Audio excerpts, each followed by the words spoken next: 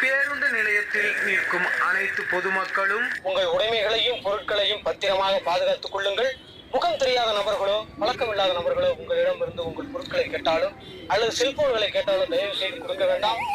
ஏனென்றால் அவர்கள் திருடர்களாக இருக்க வாய்ப்பு உள்ளது. ஏன் தம்பி ஒரு மாதிரியா பாக்குறீங்க?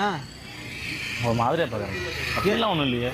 ஏன் பேக்கு பின்னாடி தான் நிற்பீங்களா? இப்படி வந்து நில்லுங்க. அண்ணா ஒரு ஃபோன் பண்ணிக்கலாமாண்ணா? செல்ல காசு இல்லைப்பா.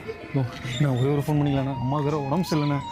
ஏங்க கொடுங்களேங்க. ஏதோ செல்ல ரீசார்ஜ் இல்லைங்க. ஒரு ஃபோன்ண்ணா.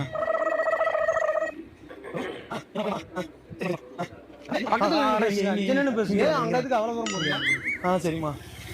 ஆமாம்மா வந்துட்டோமா ஊருக்கு வந்துட்டோமா. அண்ணன் இருந்தாருமா, அண்ணன் கிட்ட தாம்மா வாங்கினேன். சரிம்மா வந்துடுறோம்மா.